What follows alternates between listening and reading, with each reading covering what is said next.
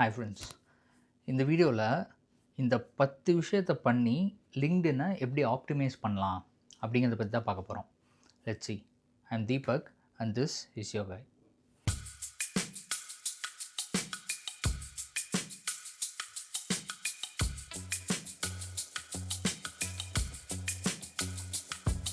First, profile picture. Profile picture வந்து முடிஞ்ச அளவுக்கு வந்து நீங்கள் ஒரு ப்ரொஃபஷ்னல் ஹெட்ஷாட் அந்த மாதிரி வந்து போட பாருங்கள். ரொம்ப ப்ரொஃபஷ்னலாக இருக்கணும்னு அவசியம் இல்லை. Professional means like passport size photo அந்த மாதிரிலாம் வந்து போடணுன்னு நீங்கள் அவசியம் இல்லை. அந்த மாதிரி போட்டாலும் நல்லாவும் இருக்காது. ஒரு செல்ஃபியாக இல்லாமல் வேறு யாரையாச்சும் வந்து உங்களை ஃபோட்டோ எடுக்க சொல்லி ஒரு ப்ரொஃபஷ்னலாக ட்ரெஸ்ஸும் வந்து ரொம்ப கேஷுவலாக இல்லாமல் பிஸ்னஸ் கேஷுவலாக இருந்தால் வந்து உசிதம். அந்த மாதிரி ஒரு ஃபோட்டோ எடுத்து அதை வந்து ப்ரொஃபைல் பிக்சராக அப்லோட் பண்ணுங்கள். Number 2, banner. ப்ரொஃபைல் பிக்சருக்கு அப்புறம் மேலே வந்து பேனர் இருக்கும். அந்த பேனரில் வந்து நம்ம ஃபேஸ்புக்கில் வந்து கவர் பிக்சர் யூஸ் பண்ணியிருப்போம்.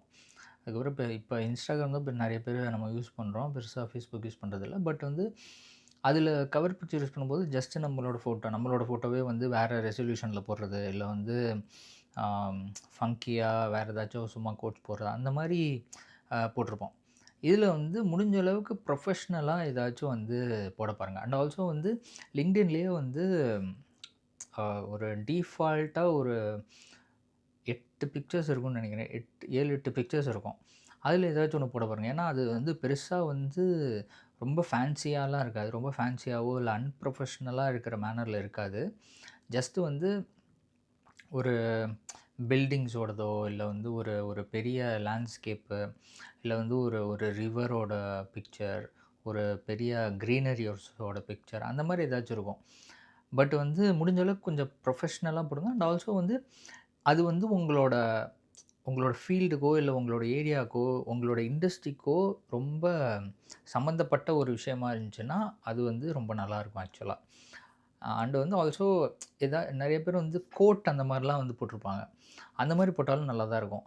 பட் வந்து ரொம்ப நிறைய இன்ஃபோ இல்லாமல் பார்த்துக்கோங்க. நிறையா வந்து வேர்டிங்ஸ் இல்லாமல் பார்த்துக்கோங்க. அது வந்து வேர்டிங்ஸ் இல்லாமல் ஒரு பிக்சர், அதில் மினிமல் வேர்டிங்ஸ் ஏதாச்சும் ஒரு கோட்டோ இல்லை வந்து ப்ரொஃபஷ்னலாக இருக்கிற மாதிரி என்ன பண்ண முடியுமோ அது நீங்கள் பார்த்து போட்டால் கரெக்டாக இருக்கும். Number 3, headline. இதில் வந்து ஒரு ஃபார்முலா யூஸ் பண்ணுங்கள். என்னென்னா, what do you do, who you help and outcome. இந்த 3 விஷயத்தை சேர்த்து பண்ணுற மாதிரி ஒரு ஹெட்லைன் இருந்துச்சு அப்படின்னா ரொம்ப நல்லாயிருக்கும் ஆக்சுவலாக. நீங்கள் என்ன பண்ணுறீங்க, அதை யாருக்கு வந்து ஹெல்ப் ஆகும். இப்போ நீங்கள் ஜஸ்ட் ஒரு கிராஃபிக் டிசைனராக இருக்கீங்க அப்படின்னா, நீங்கள் வந்து கிராஃபிக் டிசைனராக இருக்கீங்க. யாருக்கு ஹெல்ப் பண்ண போகிறீங்க? கிளைண்ட்ஸுக்கு. என்ன மாதிரி கிளைண்ட்ஸுக்கு ஹெல்ப் பண்ண போகிறீங்க? அதோட அவுட்கம் வந்து அது ஒரு கம்பெனிக்கோ இல்லை வந்து அந்த கிளைண்ட்டுக்கோ என்ன மாதிரி ஒரு அவுட்கம் கொடுக்க போகுது அப்படிங்கிறது ஒரு சென்டென்ஸாக ஃபார்ம் பண்ணி நீங்கள் வந்து ஹெட்லைனாக வச்சிங்க அப்படின்னா அது ஒரு நல்லாயிருக்கும் ஆக்சுவலாக. அண்ட் ஆல்சோ முடிஞ்ச அளவுக்கு நல்ல கொஞ்சம் ஜெனரிக் வேர்ட்ஸ் ரொம்ப யூஸ் பண்ணாமல் உங்கள் ஃபீல்டுக்கு ஏற்ற மாதிரி அதை எப்படி வந்து கரெக்டாக யூஸ் பண்ண முடியுமோ அது மாதிரி யூஸ் பண்ணுங்கள். 4th வந்து அபவுட் செக்ஷன். இதில் வந்து சில விஷயந்தான். என்னென்னா, ஃபஸ்ட்டு நீங்கள் யார் அப்படிங்கிறது, உங்களோட பேக்ரவுண்ட் என்ன அப்படிங்கிறத பற்றி ஃபஸ்ட்டு பேசுங்க. நெக்ஸ்ட்டு வந்து என்ன மாதிரி விஷயம்லாம், என்ன மாதிரி ஸ்கில்ஸ் எல்லாம் உங்களுக்கு இருக்குது அப்படிங்கிறத பற்றி பேசுங்க. நெக்ஸ்ட்டு வந்து என்ன மாதிரி ரோல்ஸ் எல்லாம் நீங்கள் வந்து எப்படி பர்சீவ் பண்ணுறீங்க அப்படிங்கிற மாதிரிலாம் வந்து நீங்கள் அதில் போடலாம் அபவுட் செக்ஷனில். அபவுட் செக்ஷனோட ஃபார்முலா என்ன அப்படின்னா, ஹூ ஆர் யூ, அதாவது உங்களோட பேக்ரவுண்ட் என்ன அப்படிங்கிறது ஒன்று. செகண்டு வந்து என்ன ஸ்கில்ஸ் எல்லாம் உங்களுக்கு இருக்குது அப்படிங்கிறது போடலாம். அண்டு வந்து தேர்டு வந்து என்ன மாதிரி ரோல்ஸ் எல்லாம் நீங்கள் வந்து பர்சீவ் பண்ண ட்ரை பண்ணுறீங்க அப்படிங்கிற மாதிரி ஒரு விஷயம். இது எல்லாமே சேர்த்து அபவுட் செக்ஷனில் வந்து நீங்கள் பண்ணலாம். 5th one, experience section. இந்த எக்ஸ்பீரியன்ஸ் செக்ஷன் வந்து ரொம்ப இம்பார்ட்டண்ட்.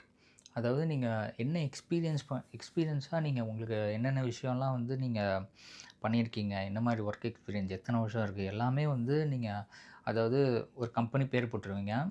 என்ன டேட்டில் ஆரம்பித்து எந்த மந்த்து இயர் ஆரம்பித்து எந்த மந்த் இயர் வந்து முடியுது அப்படிங்கிறத போட்டுருவீங்க. பட் கண்டென்ட் அப்படின்னு வரும்போது தான் நீங்கள் என்னென்ன பண்ணீங்களோ எல்லாமே போடுற மாதிரி நெறைய ப்ரொஃபைல்ல வந்து அந்த மாரி தான் வந்து பண்ணுவாங்க எல்லாருமே. அதாவது எதுவுமே மிஸ் ஆகக்கூடாது. எதுவுமே வந்து நம்ம நம்ம இது பண்ணியிருக்கோம் அப்படிங்கிறது ஆ ஒரு ரெக்ரூட்டருக்கு தெரியாம இருந்துறக்கூடாது அப்படிங்கிற மாரி ஒரு விஷயத்தில, அந்த மாரி ஒரு எண்ணத்தில நெறைய போட்டுருவாங்க. ஸோ வந்து என்ன மாரி ஆயிடும் அப்படின்னா, அந்த மாரி பண்ணக்கூடாது. ஏன் அப்படின்னா, ரெக்ரூட்டர்ஸ் வந்து ஜஸ்ட் ப்ரொஃபைல் பார்க்கும்போது, அவங்க வந்து ரொம்ப கம்மியான டைம் தான் வந்து ப்ரொஃபைல் பார்ப்பாங்க. அந்த டைம்க்குள்ள நம்ம அவங்கள இம்ப்ரெஸ் பண்ண ட்ரை பண்ணணும். அத விட்டுட்டு நம்ம ரொம்ப நெறைய எழுதணும் அப்படின்னா, அவங்க டயர்ட் ஆயிருவாங்க. ரொம்ப படிக்க மாட்டாங்க. லைட்டா படிச்சு பார்ப்பாங்க. அது வந்து நீங்க ஸ்டார்ட்டிங்கில வந்து ஒரு 2, 3 ஸ்கில்லு இல்ல வந்து நீங்க பண்ண விஷயம் வந்து அவங்களுக்கு கனெக்ட் ஆகல அப்படின்னா, அப்படியே வந்து விட்டுருவாங்க. நெக்ஸ்ட் எக்ஸ்பீரியன்ஸுக்கு போவாங்க. இல்ல அடுத்து வேற ஏதாச்சும் வந்து கனெக்ட் ஆகுதா அப்படிங்கிறத பார்க்கறதுக்கு ட்ரை பண்ணுவாங்க. அந்த மாரிலாம் வந்து அவங்க சோர்வடைய வாய்ப்பு இருக்கு. ஸோ வந்து முடிஞ்ச அளவுக்கு என்ன மாரி இருக்கணும், ஒரு கம்பெனியில ஒர்க் பண்றீங்க. ஸோ அந்த கம்பெனியில ஒர்க் பண்ணத எது எதெல்லாம் இம்பார்ட்டன்ட்? நீங்க என்ன மாரி ஜாப்ஸ் இப்ப எதிர்பார்க்குறீங்க? ஸோ வந்து அந்த மாரி ஜாப்ஸுக்கு இந்த கம்பெனியில நான் என்னென்னலாம் பண்ணேன்? அப்படிங்கிற அந்த கேள்விய வச்சுக்கோங்க. அந்த கேள்விய வச்சுக்கிட்டு, அதுக்கப்புறம் எக்ஸ்பீரியன்ஸ் செக்ஷன ஃபில் பண்ணுங்க.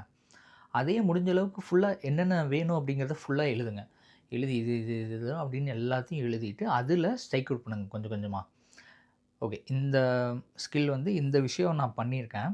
பட் வந்து இந்த விஷயம் வந்து இப்ப நான் தேடப் போற ரோலுக்கு கனெக்ட் ஆகுதா? இல்லையா? ஓகே. இல்லன்னா அத வந்து நம்ம வந்து கேன்சல் பண்ணிடலாம். கேன்சல் பண்ணி ஒரு க்ரக்ஸா ஒரு 4, 5 விஷயம் வரும். அந்த விஷயத்தெல்லாம் எடுத்து, அத ஒரு 2 விஷயத்த ஒரே சென்டென்ஸ்ல எப்படி பண்ணலாம்?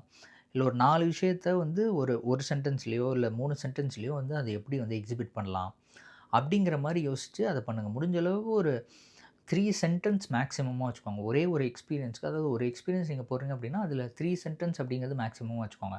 அதுக்கு மேல நீங்க வந்து முடிஞ்ச அளவுக்கு அதுக்கு மேல போகறத தவிர்த்துருங்க.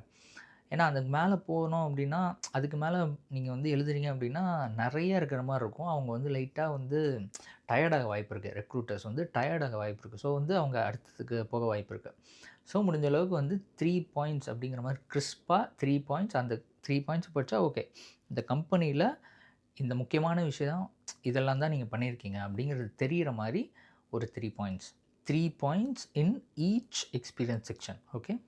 அதாவது நீங்க ஒரு 3 கம்பெனியில வேலை பார்க்குறீங்க அப்படின்னா 9 பாயிண்ட்ஸ் வரும். அந்த மாரி மேக்ஸிமமா நீங்க அதுக்குன்னு ஃபுல்லா வந்து 3 பாயிண்ட்ஸே எழுதணும்னு அவசியம் இல்ல. 2 பாயிண்ட்ஸ் கூட நீங்க பண்ணலாம்.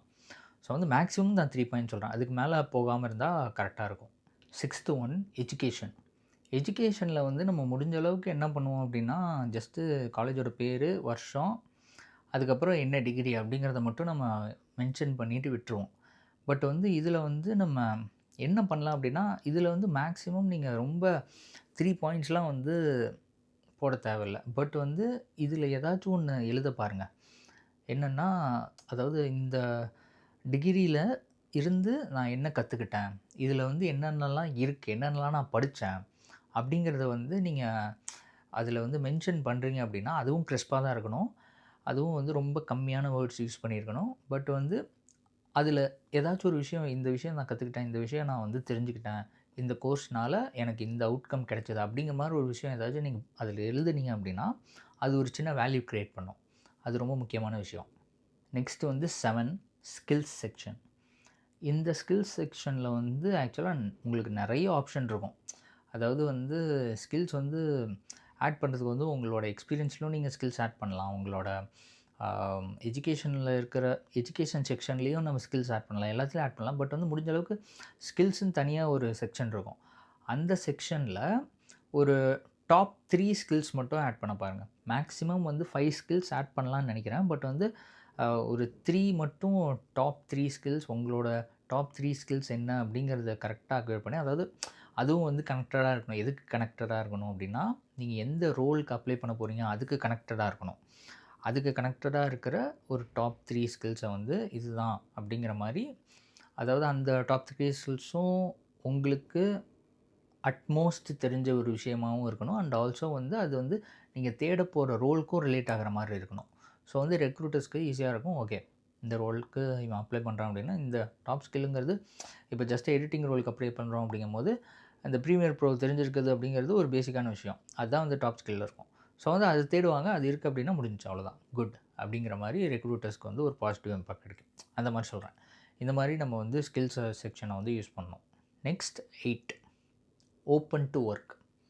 இந்த விஷயம் வந்து நிறைய பேர் என்ன பண்ணுவாங்க அப்படின்னா, ரெக்ரூட்டர்ஸ்க்கு மட்டும் ஓப்பன் டு ஒர்க் இல்லாம, எல்லாத்துக்கும் காட்டுற மாரி வைப்பாங்க. முடிஞ்ச அளவுக்கு அது பண்ணாதீங்க. ஏன் அப்படின்னா, ரெக்ரூட்டர்ஸ்க்கு மட்டும் நீங்கள் வந்து ஓப்பன் டு ஒர்க் அப்படிங்கிற அந்த பேனர் தெரிஞ்சா போதும்.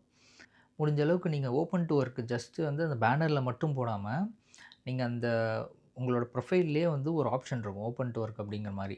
அந்த ஆப்ஷனில் எடிட் பண்ணி என்னென்ன மாரி ரோல்ஸ்லாம் வந்து உங்களுக்கு தேவைப்படுது, அந்த மாரி விஷயம்லாம் வந்து நீங்கள் போட்டு வைக்கிற மாரி ஆப்ஷன் இருக்கும். அது உங்களுக்கே தெரிஞ்சிருக்கும். அதில வந்து முடிஞ்ச அளவுக்கு வந்து ஸ்பெசிஃபிக்கா இந்த இந்த ஆப்பர்ச்சுனிட்டி தான், இந்த மாரி ஒரு ஜாப் தான் எனக்கு வேணும், நான் தேடிட்டு இருக்கேன் அப்படிங்கிற மாரி ஒரு இது பண்ணி வச்சுருங்க. அண்டு ரெக்ரூட்டர்ஸ் ஒன்லிங்கிறது போட்டா மட்டும் போதும். ஏன்னா எல்லாருமே வந்து இந்த கிரீன் ப்ரொஃபைல் பிக்சரோ அந்த கிரீன் சிம்பிள் இருக்கு இல்லையா? Open to work green simple. அது எல்லாருமே வந்து பார்க்கணும் அப்படிங்கிறது அவசியம் இல்ல அப்படின்னு நான் நினைக்கிறேன். 9th one activity. இது வந்து இன்னொரு முக்கியமான விஷயம். என்ன அப்படின்னா, நம்ம வந்து போஸ்ட் போடுறது மட்டும் ஆக்டிவிட்டி கிடையாது. அதாவது மத்தவங்க கூட கனெக்ட் ஆகுறதும் ஆக்டிவிட்டி தான். அதாவது வந்து நீங்க கனெக்ஷன்ஸ பில்ட் பண்ணுறதும் ஆக்டிவிட்டி தான். அண்ட் ஆல்சோ வந்து நீங்க யார் கூட கனெக்ட் ஆகுறீங்க அப்படிங்கிறதும் பெரிய ஒரு வேல்யூ கிரியேட் பண்ணும். நீங்க ஜஸ்ட் எல்லாத்து கூடயும் கனெக்ட் ஆகுறீங்களா? இல்ல வந்து ஜஸ்ட்டு கரெக்ட்டா வந்து உங்களோட இண்டஸ்ட்ரியில இருக்கிற, இல்ல வந்து உங்க கூட வேலை பார்க்குற, இல்ல வேலை பார்த்த ஆளுங்க கூட மட்டும் தான் வந்து கனெக்ட் ஆகுறீங்களா? அப்படிங்கிறதையும் வந்து நோட் பண்ண வாய்ப்பு இருக்கு. அண்ட் வந்து அது ஆக்டிவிட்டிலயும் வரும். நீங்க ஆக்டிவா எவ்வளோக்கு எவ்வளோ இருக்கீங்களோ, அதுக்கேத்த மாரி உங்களோட விசிபிலிட்டி வந்து அதிகமாகும். ஸோ வந்து முடிஞ்ச அளவுக்கு LinkedInல அப்பப்போ ஆக்டிவா இருக்க வந்து ட்ரை பண்ணுங்க. எப்படின்னா ஜஸ்ட்டு நீங்க ஜென்ரலா பெருசா யாருன்னு தெரியாத ஒரு ஆள் ஆளோட போஸ்ட்ல வந்து நீங்க ஜஸ்ட்டு கங்ராச்சுலேஷன்ஸ் இல்ல வந்து இது அது அப்படிங்கிற மாரி மட்டும் இல்லாம, ஒரு வேற யாராச்சும் ஏதாச்சும் ஒரு ஒரு ஒரு பெரிய விஷயத்த பத்தி பேசியிருந்தாங்க. அது உங்க இன்ட்ரெஸ்டிக்குள்ள வந்துச்சு அப்படின்னா, அதுக்கு வந்து ஏதாச்சும் ஒரு ஒப்பீனியன் வந்து அதாவது எப்படி சொல்றது? ஒரு ஆக்கப்பூர்வமான ஒப்பீனியன வந்து அங்க போட பாருங்க. ஸோ வந்து ஓகே. இந் இந்த ஆளுக்கு, இந்த ப்ரொஃபைல்ல இருக்கிற ஒரு பையனுக்கு இந்த விஷயம்லாம் தெரியுது அப்படிங்கிற மாரி இந்த ரெக்ரூட்டர்ஸ்க்கு வந்து தெரிய வரும். அது ஒரு விஷயம் வந்து ரொம்ப நல்ல விஷயம் ஆக்சுவலா. 10த் விஷயம். 10த் விஷயம் என்ன அப்படின்னா, மைண்ட் செட். அதாவது LinkedIn பேஜும், சிவியும் கோரிலேட் ஆகணும். ஆனா, ஒரே மாரி இருக்கக்கூடாது. என்ன அப்படின்னா, என்ன இதில கேட்ச் அப்படின்னா, LinkedIn ப்ரொஃபைல் வந்து ஒரு பேஸ் அப்படிங்கிற மாரி வச்சுக்கோங்க. இப்போ வந்து ஒரு எடிட்டரா நீங்க வந்து ஒரு கம்பெனியில ஜாயின் பண்ணணும். இப்ப சிவிக்கும், LinkedIn ப்ரொஃபைலுக்கும் என்ன வித்தியாசம் அப்படின்னா, இப்ப LinkedIn ப்ரொஃபைல்ல நீங்க பேசிக்கா எடிட்டருக்கான ஸ்கில்ஸ்லாம் என்ன தேவை? உங்களோட பேக்ரவுண்ட் என்ன? நீங்க என்னென்ன விஷயம்லாம் கத்துக்கிட்டு வந்திருக்கீங்க? என்ன படிச்சிருக்கீங்க?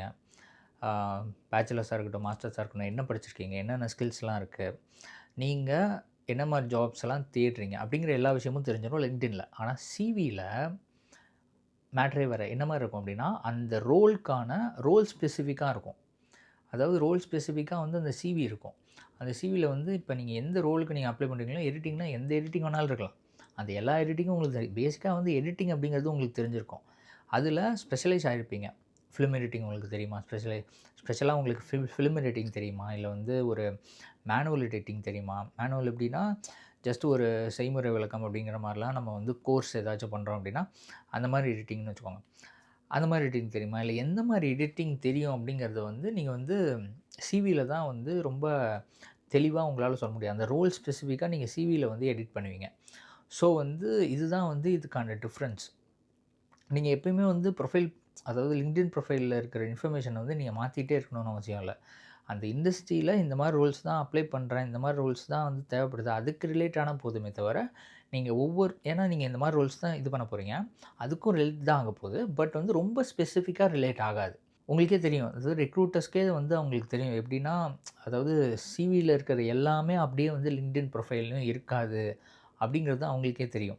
LinkedIn ப்ரொஃபைல்ல பார்க்கும்போது, வேற ஏதாச்சும் ஒரு புது இன்ஃபர்மேஷன் கிடைக்குமா இவங்கள பத்தி அப்படிங்கிற மாரி தான் வருவாங்க.